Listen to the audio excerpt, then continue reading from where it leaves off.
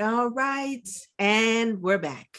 Yes. Oh, how you feeling, Dr. Robinson? You all right? I'm feeling pretty good. All right, good. Well, hello, everybody. Welcome back to another episode of Conversations with Beloved and Kindred.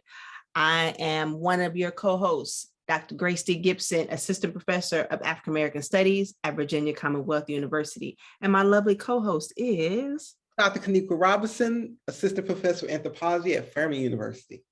All right, so we're going to switch some gears here with our conversation, our film. So we've given you the documentary, we've given you some, early horror from 1970s.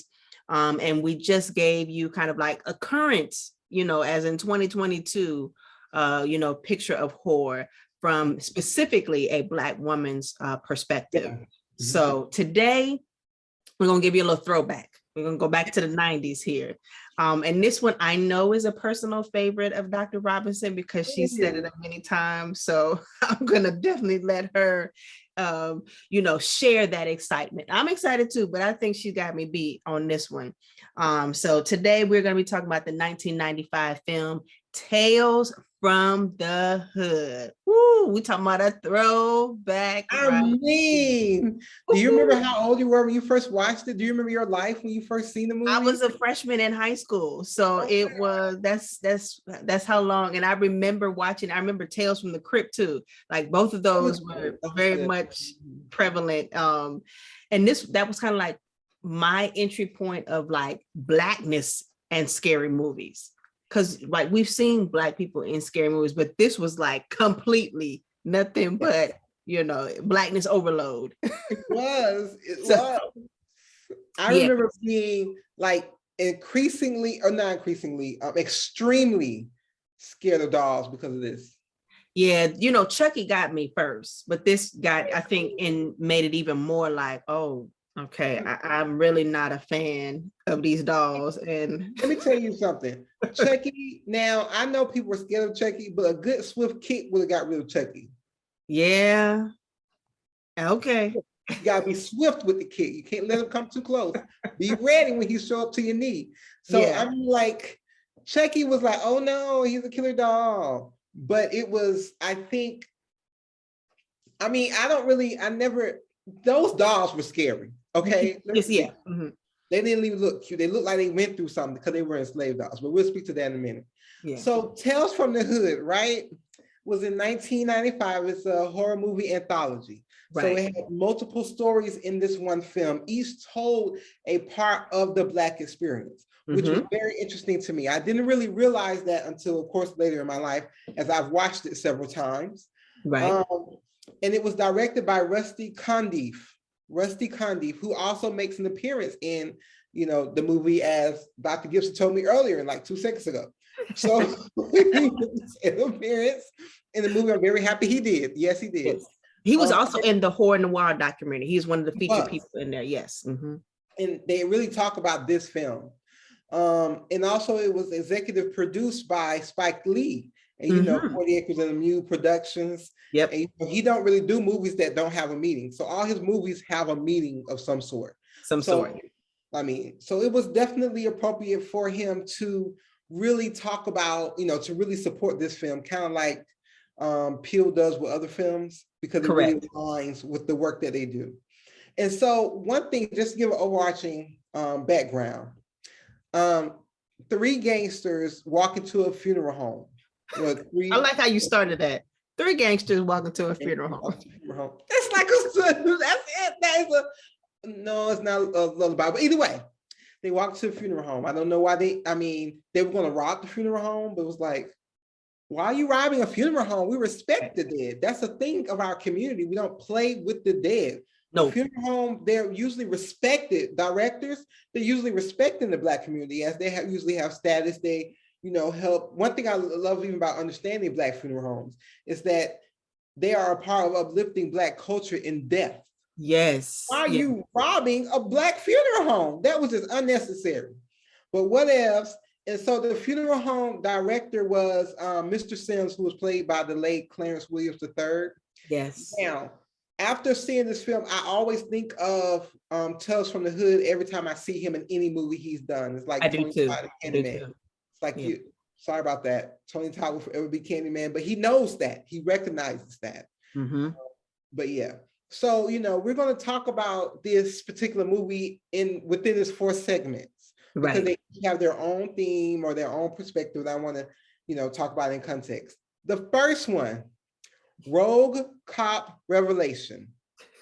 That's a mouthful, y'all. Rogue Cop. Y'all say that 3 times fast. Yeah, 3 times. See how I had to slow down?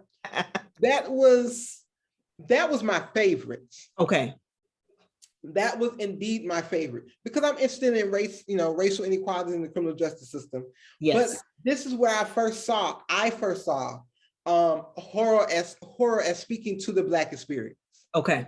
Because you see Marvin Morehouse, who's this activist, and he speaks out about bad cops, police brutality. So he's speaking out about this.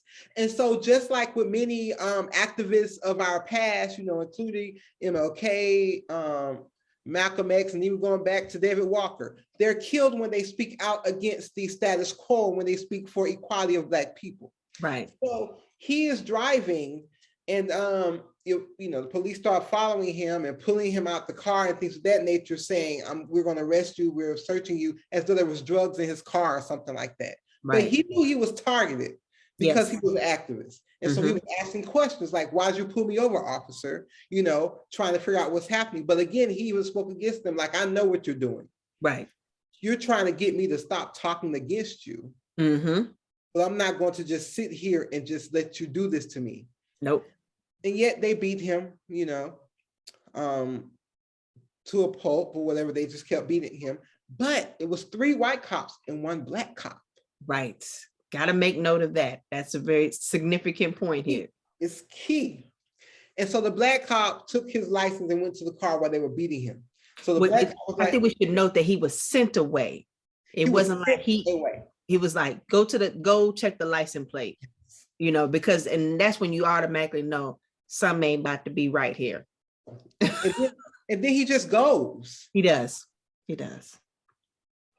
But that okay, I get it that he was a rookie cop, but okay.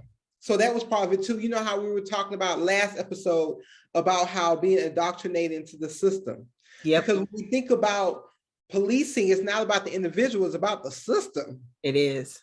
So he goes to look at the license, and they beat him. And then he finally sees in the rearview, like, "Oh no, this is happening." Right. And, then he goes and try to stop it. Didn't work. And then his partner say, "Get back in the car, get back in the car. You don't want to, it's best not to say anything." Right. It's best not to say anything. And they beat Morehouse, they put him in his car. They stick him with a needle full of drugs, because one thing he accused the police of doing is selling drugs. Infiltrating the community. Infiltrating the community. So it speaks to even the crack epidemic. Yep. Like, okay, hey, the police is, infiltrating the community with these drugs and blah, blah, blah, blah, blah. And so they stick him in the arm with it while he's in, kind of delirious in his car. And then they throw drugs in his trunk. Right. Then they turn the car on and drive it into the lake. Yep. All, so there's a whole lot of discrediting going on. So there's already, the brutality and the violence that's happening. There's, the drugs, everything. And then there's the lies that are being told, because they're telling him, "Oh, we're going to take you to the hospital," which we already know is not happening. Why would they do that? So, and I think even when he was beat up and being as a victim, he was like, I don't think they, like, you could tell he was like, right. It was very reminiscent of George Floyd. It was very much like that was replaying in my head as I was watching that scene. Like, and as we tell our students and we tell people that we know, like, what happened with George Floyd is not new. Like, this has happened before many times. And we've been talking about it many times. Right. Historically to now, since criminal justice system began, since we have been victims as enslaved people, we have been talking about this. And so it's important that we know that there's nothing new under the sun. None. So it's, going back and watching that now, like I said, it was triggering, but it was at the same time, like, God, see, we got to still keep talking about this. Still keep talking about it. And again, 1995. Yeah. It's the same thing. But this time we get to see it because it's, you know, just like with our cameras and stuff and social media, we saw it and it still happens. Right. Yeah. So, again, I appreciate it because, you know, even in the 1995, you know, this was after Rodney King. Mm-hmm. And we start to even see like the police brutality is now becoming in media. Right. You know, we've been saying this in our community, have been acting against it, even, you know, back in the days, the civil rights movement, that has been a thing. And so when, you know, he's killed, it was like, oh man, you know, another one. And I hate to say it like that, but it was like another one. But then what makes this special and different is that he seeks his revenge, but in death. Yes. And which, if you think about it, that's kind of like a tradition of you know, of African Americans and those of the continent. Like, you know, even in death, the story is still not over. Like the work is still continuing. Right. It's like, you know, like you said, even during enslavement, during the transatlantic slave trade, what death was not unwelcoming. It was never the end. Never. It was like freedom in death, freedom and, you know, away from this bondage. And so he was killed, and of course he was killed in a dehumanizing manner. But he got his power back through death. Right. He got his agency back through death. And so then he take vengeance out on the police who killed him. And so he comes back as this ghost, it was not a ghost. No, it's kind of more like a zombie. A zombie. He comes back as this zombie and, you know, kills the white men in different ways, you know, chase them down, have them feel the fear he felt when he was getting killed. They felt that. They felt him preying on them. Right. You felt that, and they saw that, where it's like no matter where you went, he was there. Exactly. You couldn't escape him. That's just like racism. You could not escape the fact that he said, I'm going to show up wherever you are. You can run away. I can drive you crazy, like the last cop drove him kind of crazy when he went around among the homeless people. And still, that is what I will do to you as you did to me in life and to our people in life. So then he went to the, you know, the black man actually brought them to his grave. Right. But then the black man, you know, he asked the question, where were you, brother?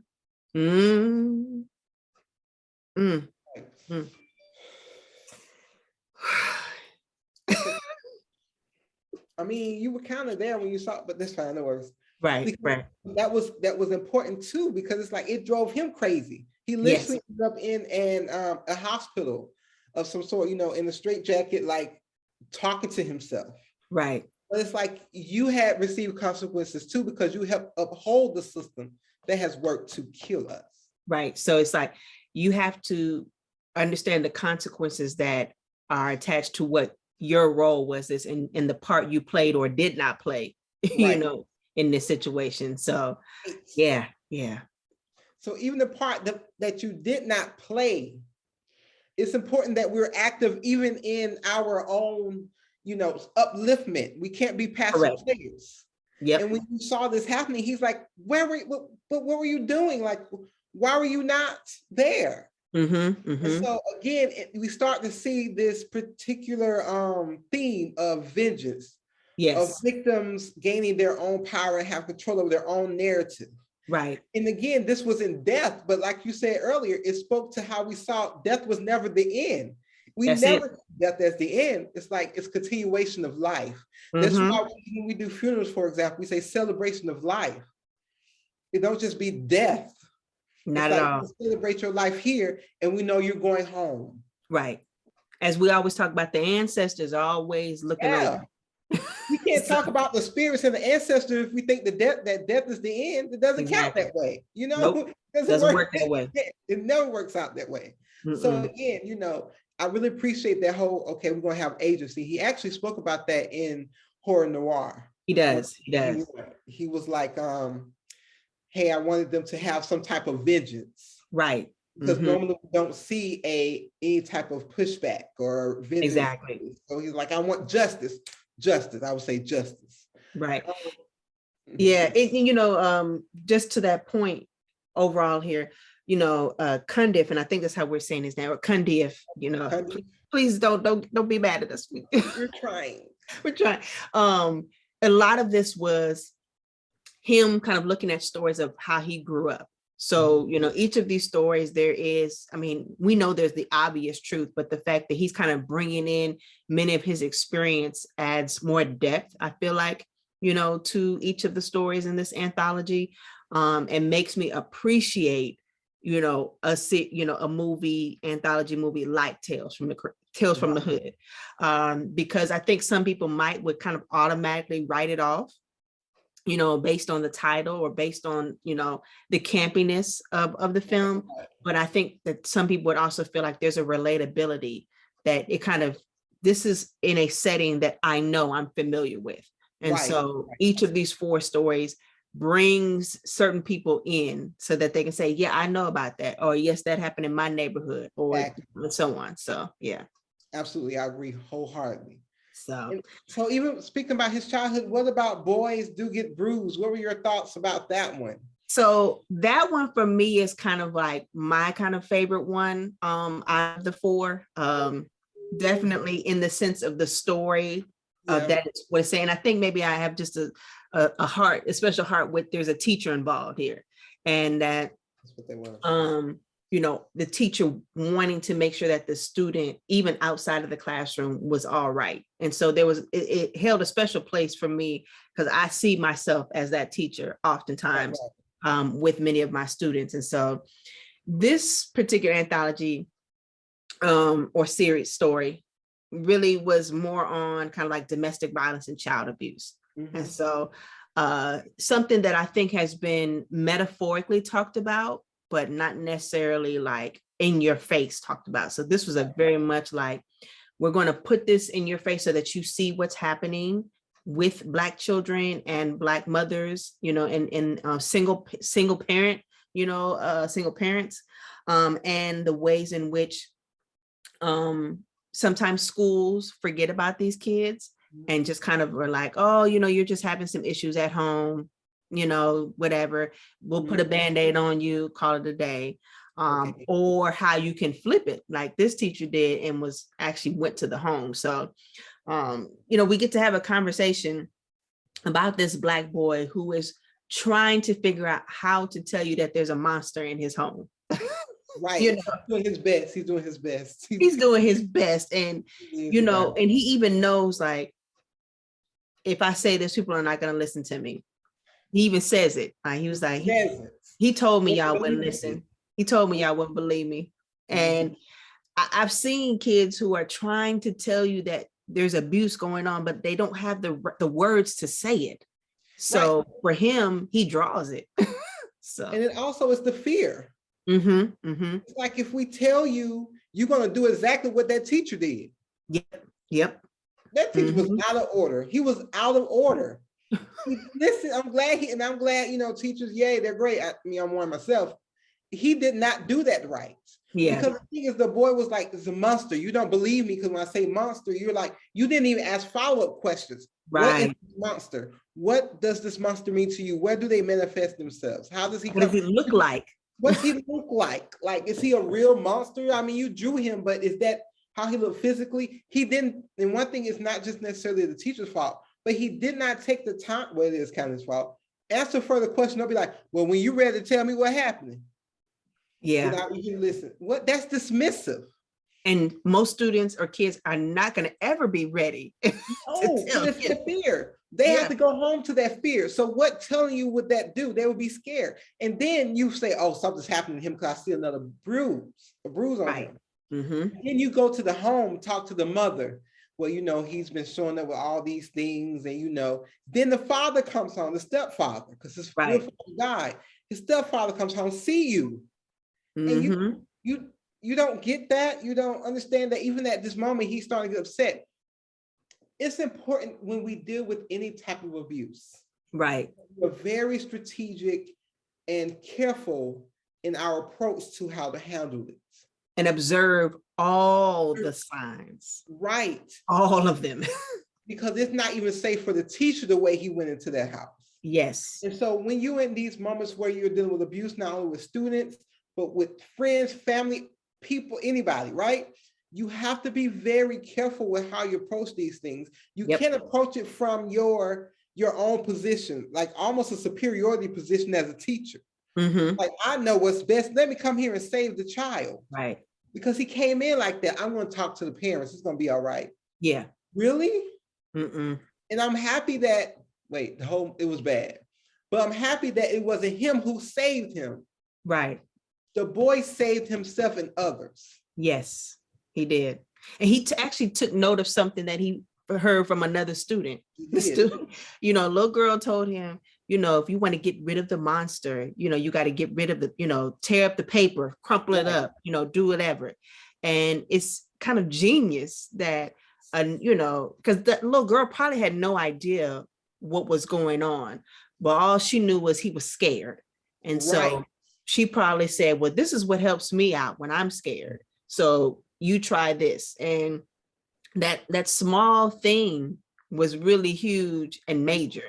And the kid was smart enough to like think like, okay, I'm gonna rip this paper up. And the way he does it, he like just rips it. Oh no, he actually folds the paper. He's like, I'm gonna break you down like you did me. And it was just like a one corner, next corner, this one, this, and it was and on fire. And David Allen Greer, who was his stepfather, is the one who plays quite the role here. I'm like, another one who we normally used to seeing him in comedy, although recently in Queen Sugar, we've seen him, you know, in a different pathway, but this is early on, even before that. So this is like in Living Color Days that we're seeing David Allen Greer. And his mother, the name is escaping me of who his mother is. Oh my God, if you didn't say anything, it'll come back to us. But another well-known actress that we've seen quite frequently. So the talent, I think that's the other thing, you know, got to speak, you know, a lot of up and coming talent that we're seeing in, you know, Tales from the Hood, a lot of, you know, Black classic actors or folks that we see in almost every Black movie, you know. Yes. Like Paula J. Parker. Yes. There we go. Teamwork. Who's gonna take me out? I was like, I know her. But yeah, she plays in every movie almost. Like, I don't really know many movies she wasn't in. But yeah, she played a great, she was great in this role. And again, like you said, David Allen Greer, you could tell, well-trained actor. Yeah. He delivered well. So it was, you know, I appreciated that this young boy survived, made it through, and in a way figured it out. Although kids should not be put in that situation where they have to figure it out. Right. But unfortunately, that is something that happens quite frequently, more than we, you know, probably want to think and even know. So, but it acknowledged that, as the title says, boys do get bruised. And, you know, he did have those feelings. He did have that hurt. But the bravery of him, you know, speaking about it and talking about it, you know, saved his life. When we think about it. So it gave him agency. It literally did. It gave him agency to be able to talk about his life in that way. That was beautiful. It was well done. At the end, it was a horrible movie, the story to watch, but it was really good. Right. And I mean, once again, we have this way of horror, you know, being a commentary, a tool of commentary to talk about existing issues and problems. And then, but like you said, what do we do about it? Like, it doesn't end here. Yeah, what do we do about it next now? Right. One thing I love from, you know, this is your favorite, but that's cool. But I really appreciate by this particular story is it does restore agency to children. Yes. Sometimes we remove the agency of children, but they have agency in their own lives. Yes. They have the agency to protect themselves. It took another child to say, hey, I want to help you because I see you. Right. So let's work on this. And so it restored his agency, even as the teacher came in, like, I want to save everybody. Right. Like, but you can't. You can't. You can't. Not to save, but to give him power to save himself. That's right. So and also learn how to deal with abuse, but we'll get to that. The next one, which is kind of a tie, actually. This next one and Boys Do Get Bruised were actually kind of like my favorites. It was a toss-up between those two for me. Now the KKK comeuppance, well done. Like, my God, I was like, this, they did them dolls. Okay, so when we talk about this, about a racist politician who lives in this, well, he's a racist politician and a former KKK leader, and it's Duke Metger. Now, we also know that during this time, David Duke, the former Grand Wizard of a KKK chapter, I believe in Louisiana, was running for various government offices. Yep. So Duke clearly is, what's the word? Not symbolic, but represents David Duke. Yes, absolutely. Yeah. And white supremacy and all of that. Yeah. Absolutely. And, having someone like Rhodey, who was played by Roger Guinevere. Yes. Roger Guinevere Smith, I believe, is the whole. Yeah. Thank you. Another classically trained.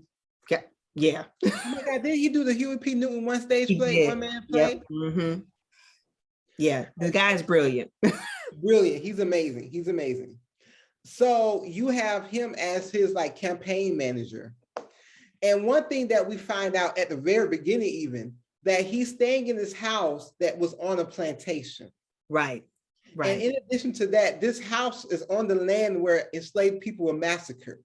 And so the community, particularly this one Black man, he's an elder, not that elder, I would say 50, strong 50s. He's going around to the different rallies that are the press conferences where he is and saying, you need to move out of that place. Yep. Also, reporters were telling him, the Black community is telling you to get out. You need to get out. Do you want to get out? And he's like, whatever, this is, my place, whatever. So he speaks to racism at that time, where it's you feel entitled to everything. Exactly. Feel entitled to this land that really at one point did not belong to you, or the white people who end up taking it and massacring the enslaved people because it once belonged to a Black man. Right. So again, he's taking up this space. He's going around whatever, I'm the best person ever. So again, he represents David Duke. Now, as we get into this particular story, we see this picture of Miss Cobbs and different dolls, right? This Black woman, this Black elderly woman dressed very well. And you have these dolls, right? In the painting, it's just in the painting. Yep. So I'm about to say Roger, but what's his name again? Rhodey. Rhodey said, well, are you gonna keep this picture up in this house? And he said, I'm gonna paint over it. So this is a part of hiding Black history. Right. He was going to intentionally hide this painting. Underneath the floorboards at this time where they were talking about it, there was a doll, one doll, hidden under the floorboards. Again, hiding the history of this plantation, hiding the history of the Black experience on that land. So first thing that happens is you start to see, this one doll that was under the floorboard trip up Rhodey, and Rhodey dies. He falls down the stairs. But before then, Rhodey give Duke a script for what to say when they ask him about the house and things like that. Right. So after Rhodey dies and he attends Rhodey's funeral, he steals Rhodey's words. Yes. So once again, things that are not new. We said we ain't new here. Right. So he stole from you like he stole this land, like he stole this house. Yep. He stole from the very Black man who was supposed to be his friend. Yes. Or just campaign manager. Because it was never about you and your friendship. It was about your work. Right. You weren't a person, you were a thing. Exactly. And you died, you were killed, right? And we have to talk about also this idea of and we'll talk about this theme later about unity and solidarity and what happens when you betray that. Yeah.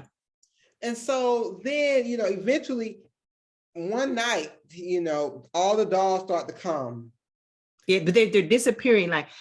Every so often one, a picture of another person disappears, a picture of another disappears, and more and more and more, and to the point where they take over him.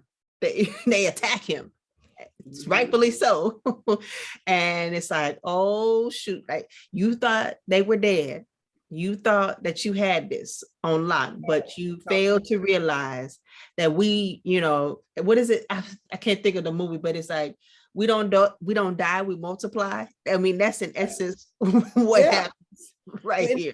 And it's great because, we were never passive people. At all. We were never passive people. Not at all. And so even when it took Mrs. Cobbs, because she was the a hoodoo priestess. Yes. But also a enslaved woman. During the massacre, she took the souls and put the Black people into these dolls. That was her activism, her resistance. We would live even as you die. Right. And she enshrined their spirits, like your spirit would thrive. Yep. So even when you tried to kill these dolls, they're like, come on. That's all you got? Why are you wasting bullets? Right. If anything, why didn't you leave the house? Yes. If you ran out that house, you probably would have been all right. Yeah, would have been alive still. Wounded, but alive. Indeed. It depends on how mad they would have made him, because they would have chased after him. It'd be like, what's it called? I can't remember the movie. But either way, so that is key too, where it's like you could have left, but you decided to stay. And again, we've always fought for our existence. We'll keep fighting throughout time. This picture will last, even as you go. Yep. And so again, you see how these dolls start to, leave, and they even Miss Cobbs make her own appearance. Right. Now, because of this, I really don't think that people should have dolls in their house. Well, let me just say this: the way in which those dolls attacked Duke, that's why I've said this before. I don't mess with the ancestors. When the ancestors are, trying to do the work that they're doing, I let them do it. You don't disrupt that. You don't, because they have a mission. They know what they're doing, and I'm not going to get in the way of that. I agree.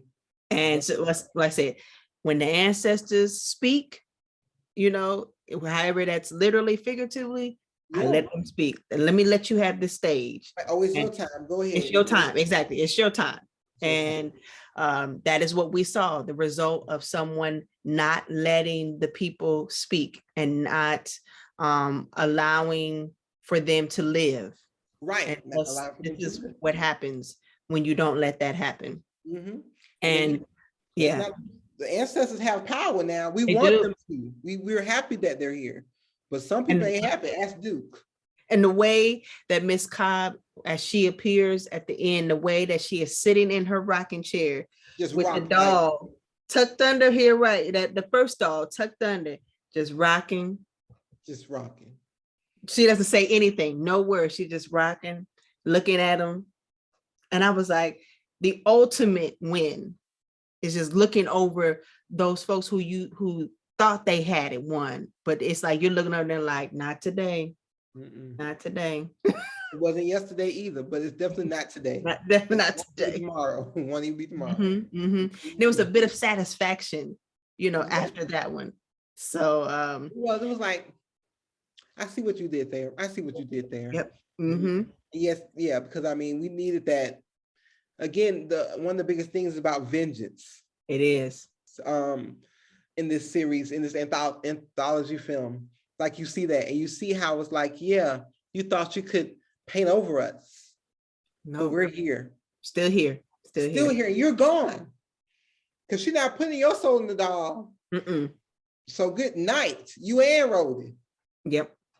So, which leads us into the last story, Hardcore Convert, which this one I think was the most troubling for me, because there was so much that was going on with it, and so many, I think there was a lot of ideas that I felt were trying to be crammed in to this particular story, that at points it was doing a lot. And I think it kind of, the message gets muddled, a little bit. There's definitely some moments where you're like, it's about Black on Black crime. There's, this idea of, I would even say experimentation on Black bodies. Yeah. There's this idea of like revenge. Those are kind of like the obvious things. But then some of the other stuff kind of gets like, what's going on here? Yeah, like we know that you wanted the guy who was a gangster. He probably sold drugs, whatever. He killed black people, and you put him near this white guy. So it's like we kill black people too. So you're trying to say black on black crime is similar, is the same thing as racial violence.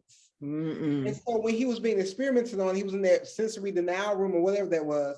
It was images of black on black crime or black violence, basically. Black violence, gang violence. You see that interplay with KKK violence, racial violence. Right. It's not the same. And it's very important that we don't make that correlation. Yes. It's key that we don't make that correlation. It is not the same. And by doing that, you're trivializing racial violence and racism. Right. Racial violence is specifically intentional to kill black people because they're black. It is within the structure of racism. The racism is an institutional inequality. Racial violence, again, it's about the extermination and the abuse of black people. I'm not saying that gang violence is, allowed not real. Or not real. But keep in mind, gang violence really happens again. Yes, it may happen against black people or whoever, but it's an economic situation. Yes, yeah. In which that's a symptom of the structural inequality that encompasses racism. Right. It is not the same. Gang violence is not intentional because it's a person, another black person. It was that you're blocking my economic opportunity of some sort, or you did something against my family, or whatever the situation may be. I don't know. But it is important that we don't say, well, black on black crime is a big issue, just like racial. No. Can't conflate the two. It's an intentional system of inequality because of race. It's discrimination because of race. It's racial violence, it's violence because of race. It's specific. It's about white supremacy. Again, it's about the extermination of black people, specifically other people of color. It's not the same as black on black violence. And again, we can't just put them together like that. And that was infuriating about this last one. Well done. I love how the actors, good job. But what was the message that you wanted to come across? Right. Don't trivialize the system, the oppression of racism by saying, oh, well, that's what we do to ourselves. You're doing the same thing. No. Right. And I think, we can look at this now and we can have that conversation. And, I wish we could kind of go back in time to see what those conversations were in 1995, because it's good that we're talking about this now so that we can talk about what you just said and emphasize how you can't just blend these two things together because they're not the same. It's not the same story. Very much two different moments here. So this is why we have conversations with Beloved and Kindred, so that we can kind of, separate these conversations so that people who may watch Tales from the Hood in 2022 don't come out thinking like that. Right. Because granted, some people may have just watched Tales from the Hood now. We watched it when it first came out, but some people, their first experience is now. And so it's important that we offer this kind of conversation to discuss this, no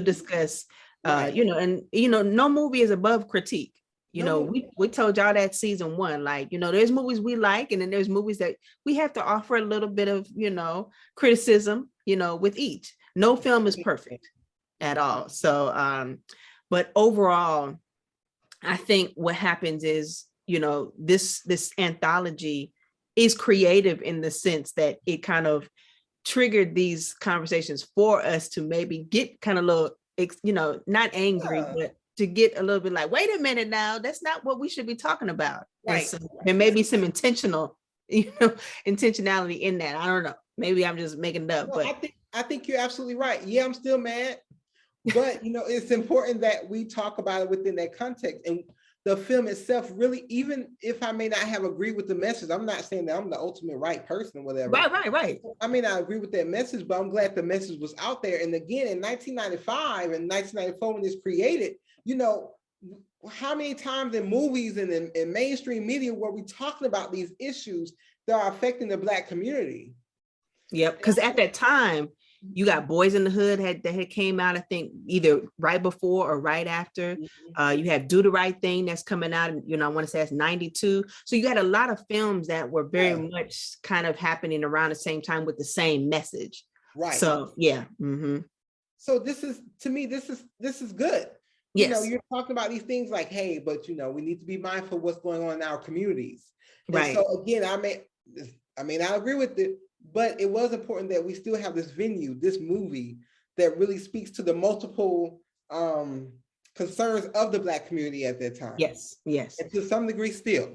Right. So, and let's not forget about our good old three gangsters that came to the funeral home to buy drugs and steal and all of that. We see how they factor in to this as well. And they are just as much, they were part of the problem from the moment that, the film opens up, but I think they realize and are made to see that it's not just about all of these other stories that Mr. Sims was telling them, but it's also like you are part of the story too.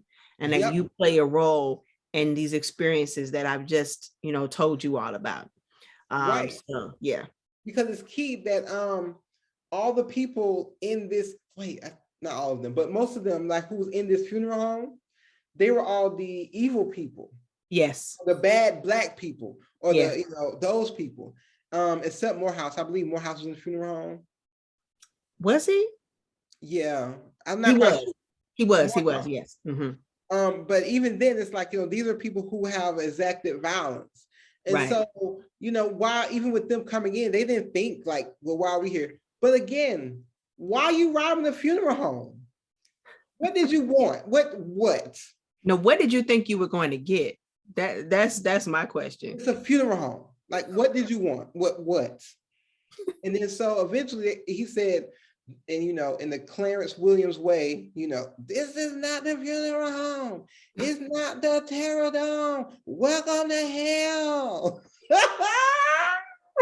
Great impression. Rest his soul. Rest his soul. Great impression. Y'all been tricked. Oh. They're like, no, it's like too late, sir. You robbed the funeral home. Yeah. Y'all been there. What did you think? Like, come on. Yeah, what did you think? So, well, y'all, once again, if you have not seen it, definitely go check it out. This is one of those where I'm not going to say like you should have seen this because it wasn't necessarily on everybody's radar, but definitely put it on your radar now. Check it out, watch it. I believe it is on what channel did we watch that? Tubi. It's a free kind of app. More days. It's a free app that you can get on your Fire Stick. And so, but once again, I like this change up. We're talking about Tales from the Hood. It kind of, gave, because it was definitely comedy in here as well. And I think that definitely stepped away from pretty much all of the films that we've been looking at so far. There wasn't really a comedic element like Tales from the Hood. But I think even that's important because in the Black community, we even in our lowest points, we're laughing. Yeah, we laugh to get through the pain. Yeah. So I can see that in the case. It was funny. It like I said, it's campy, it's comedic, it's funny, but there's seriousness as well to it. So it evokes all of the emotions one can have. And so, like I said, definitely check it out. Tales from the Hood. You won't regret it. You'll thank us later. And just take a look. You only need to watch it once. So this is not one necessarily that you need to have to watch like multiple times to get it. Time, that's it. One good time is enough. But thank you again for joining us. So excited that you tuned in. Always a pleasure to be in the midst of Dr. Robinson. We vibe so well here. And so I'm so glad we're talking about horror this season and can't wait to talk about more of it later in the series. So make sure to tune in next time for another treat in the horror genre. And you've seen another episode here of Conversations with Beloved and Kindred. Till the next time. Till the next time.